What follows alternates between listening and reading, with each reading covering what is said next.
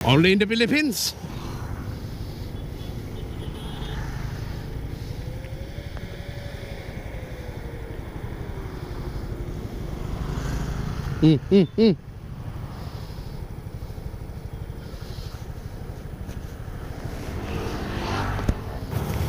Isa rin yan sa problema natin mga nakapagmotor, no? So pag nakita natin nagbabaking yung ano, kahit pag-go o hindi, come on man, you have to prioritize your safety. Nagbabaking sila, meaning backing, umaatras, di ba? Huwag yung pilitin na forward pa rin kayo. Limited yung ano limited yung visibility ng driver. Tapos pag natamaan kayo, sino may salarin? Yung driver, di ba? Kasi pinilit nyo kita yung nagbabaking. Last time na pag-check niya, nakastop kayo. Tapos pagbalik niya sa Manobela, yan, check niya.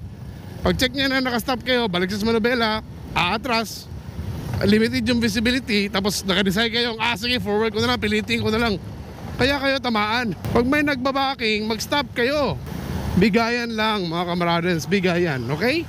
Yan ang mahirap sa atin